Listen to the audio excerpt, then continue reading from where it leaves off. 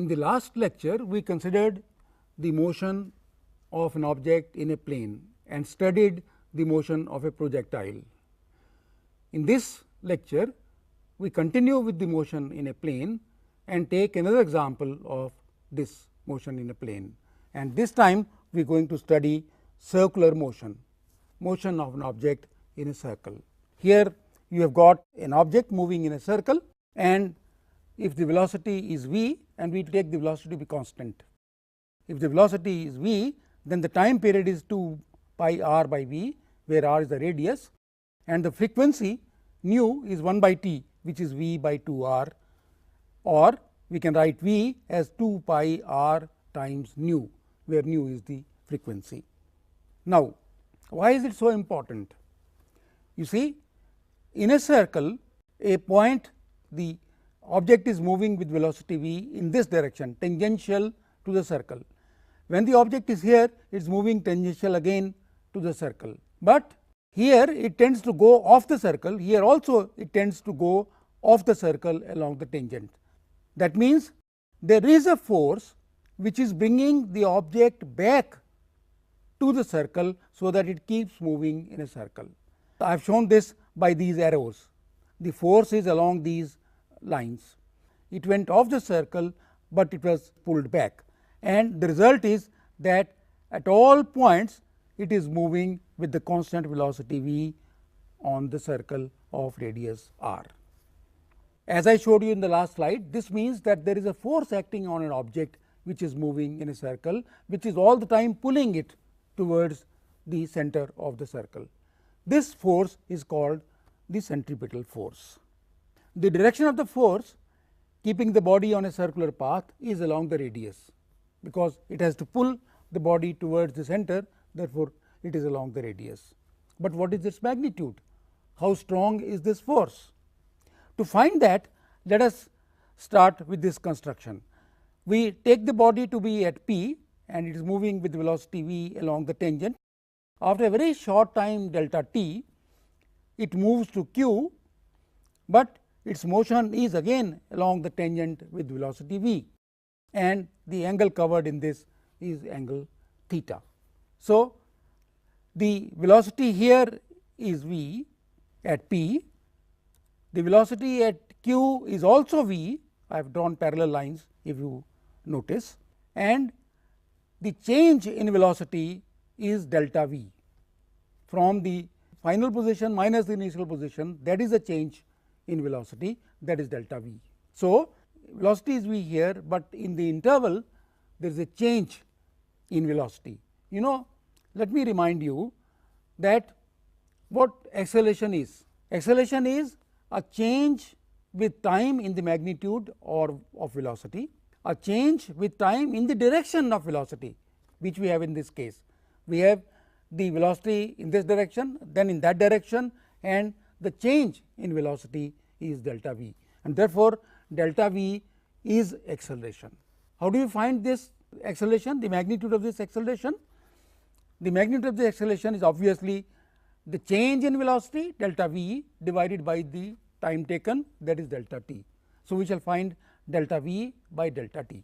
How do you find that? We compare this triangle OPQ with this triangle formed by velocity v and change in velocity delta v. These two triangles are similar. Just to show you that they are really similar, I have rotated this triangle, so that I have made it in the same direction as this triangle. So, you can see now that these two triangles are really similar. If they are similar, then r by v must be equal to v delta t, this is v delta t, this is delta v. So, the v delta t by delta v must be equal to r by v, r by v must be equal to delta v by q p, which is v delta t. So, this is the formula for similar triangles, and from this we can easily find delta v by delta t. The magnitude you can see easily, in fact, is v squared by r. Delta v by delta t from this equation is v squared by r. This is called the centripetal acceleration, v squared by r. In terms of the angular frequency, it can be written as omega squared r, where omega is the angular frequency of rotation. This is an important relation, and I hope you have understood how this formula is derived. If there is acceleration, there must be a force, and this acceleration, the centripetal acceleration, is along the direction to the center of the circle, and therefore, the force is also along the line joining this object with the center of the circle. And if m is the mass of the object, then the centripetal force is mv squared by r. M into v squared by r you remember is the centripetal acceleration, and in terms of angular frequency it is m omega squared r, and in terms of the frequency it is equal to 4 pi squared m nu squared times r, where nu is the frequency of the circular orbit. You see, I have shown you here that this force shown by red arrow is the centripetal force. It must be noted that this force comes into play as soon as a body enters a curved path. It is not necessary that body goes through a complete circle. No, as soon as it enters a curved path, the centripetal force comes into play. This is very important to remember. Students forget that it need not make a complete path, complete circular path. Why is centripetal force so important? Let us take one simple example. If the earth were stationary, what would happen? The sun would attract it and the earth would fall into the sun. Sun has such a strong gravitational field. However, if the earth is moving in a circular orbit, then it requires centripetal force, and this centripetal force is provided by the gravitational force between the sun and the earth. So, this gravitational force is used as the centripetal force for the motion of the earth around the sun, and therefore, the earth does not fall into the sun. In a way, you can say that the centripetal force offsets the force of gravitation. Now, existence of centripetal force has very important implications for the motion of vehicles on curved roads. You see, you do not have all the time roads which are straight, most of the roads are curved, and therefore, if we are moving in a curve, we need centripetal force. And who provides centripetal force? Let us see. You are familiar with this friction, so I will just skip this. You know, friction is a force which is in the direction opposite to the intended motion of the object. It is our experience that when force is applied on the body, it does not move initially. As we increase the applied force, the force of friction also increases in the same proportion as the applied force, and the body does not move. A stage reaches, however, when frictional force is no longer able to withstand the applied force and the body just starts to move. I show you this in a graph here. You see that the force of friction was increasing all the time, and at this point the force of friction was not, beyond this point the force of friction was not sufficient to prevent the motion of the body, and therefore, this is called the force of static friction. The maximum force required just before the body moves is called the static friction, and it is given by the coefficient mu s times n, where n is the normal reaction of the surface on which the body moves. For a static body in equilibrium on a surface, let us write the equation of equilibrium. F static maximum is mu s times n, n is mg, therefore, F static is nothing but mu s times mg. And remember that this F static is the maximum force. Normally, the force of friction is smaller than this, therefore, F static is always less than or equal to mu s times n. Let me remind you of your experience. If you are on a curved road driving a bike, you have to bend a little towards the inner edge of the road. Same thing happens when you are in a car or when you are on a bicycle even. You have to bend slightly towards the inner edge. Why do you have to do that? To supply the necessary centripetal force, so that you can keep moving in a circular path. So, to maintain a car moving on a curved road, the car needs to be supplied with the necessary centripetal force. In the absence of this force, the car tends to skid towards the outer edge. If you do not bend, remember, then you tend to fall towards the outer edge. This results in a frictional force acting towards the center of the path. Since you are being pushed towards the outer edge, there is a force of friction towards the inner edge. This frictional force must supply the necessary centripetal force. And what is this frictional force? We have been seeing this. This frictional force is mu s times mg.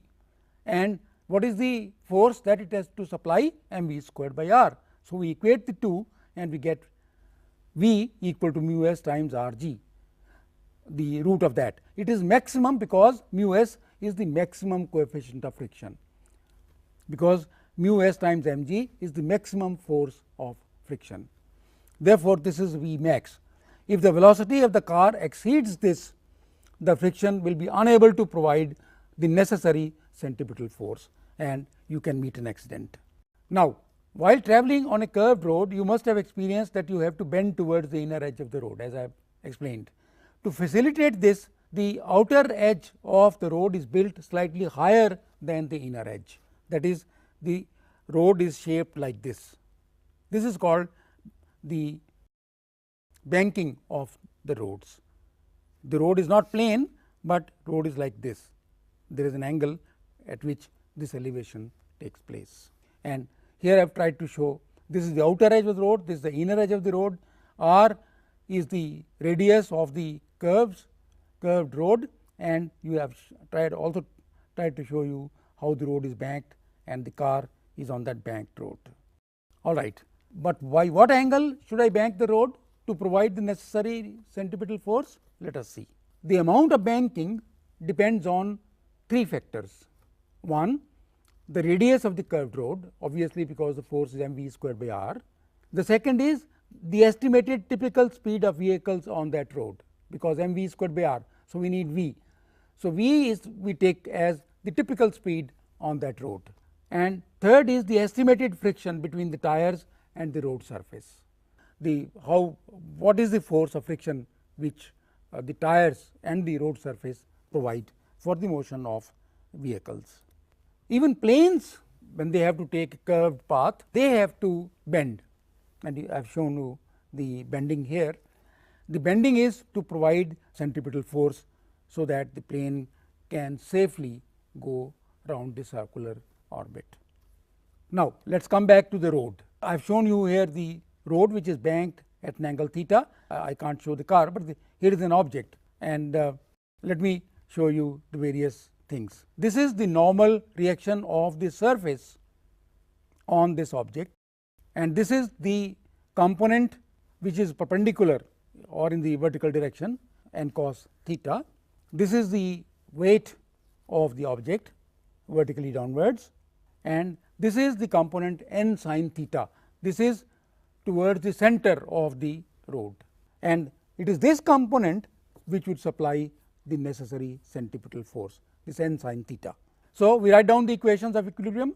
N sin theta is to provide mv squared by r, n cos theta is to balance the weight of the object, and therefore, we divide one by the other, we get tan theta, which is equal to v squared by r g, or v is equal to r g tan theta. This theta is the banking angle, and as you can see, it depends upon the radius, the acceleration due to gravity, and so on, and the velocity of the object. This is the safe velocity. If we are within this velocity, you won't meet an accident. Otherwise, if the velocity exceeds this, you can have an accident. Now, if v0 is r g tan theta, root of that, then the friction between the tires and the road is not required to provide the necessary centripetal force, because we have not considered frictional force. Therefore, without friction, the banking at an angle theta can provide velocity v0 for the vehicles on that curved path, and if they drive at velocity v0, then friction is not needed. That means, tires are not, they will not wear out, and they will last much longer if you drive at this velocity. The friction between the tires and the road is not required to provide the necessary centripetal force. So, there will be little wear and tear of the tires. Your tires will have a long life if you drive at this speed. Now, let us take the case that there is a friction between the tires of the vehicle and the road. You can see that we have drawn this, the normal reaction n cos theta, n sin theta, and also the weight, as we did earlier, and we add to it now the frictional force, and The frictional force will have components F cos theta and F sin theta, and we collect all the components now in the vertical direction and the horizontal direction and write down the equations of equilibrium. We have got vertical n cos theta, mg and f sin theta. Along the horizontal we have got f cos theta, n sin theta and mv squared by r. So, we will write down the equations of equilibrium. N sin theta, when friction was absent, we had n sin theta equal to mv squared by r, but now friction is present. So, we have mu s n cos theta, n cos theta plus mu n sin theta equal to mg. So, these are the two equations. We can solve them for v squared and we get v squared equal to gr times mu s plus tan theta divided by 1 minus mu s tan theta. This is the velocity with which the vehicle can move on the road, which is banked at an angle theta, and the tires of which provide friction coefficient mu s on that road. Let us check this expression. If there is no mu s, then we should recover this formula v squared is equal to gr tan theta, and we do that. So, therefore, we are on the correct road. So, if mu s is 0, we get back the expression we derived earlier. This serves as a check on the correctness of the above expression. Also, since mu s is the coefficient for the maximum static friction, I remind you again, this value of v is the maximum value of velocity on that road, which is banked at an angle theta and whose surface and the tires of the vehicle provide coefficient of friction mu s. It is not safe to drive on a curved road at a velocity higher than v max, because the friction is not able to supply the necessary centripetal force. As a result, the car is likely to skid towards the outer edge of the road and accident can occur. So, let me sum up.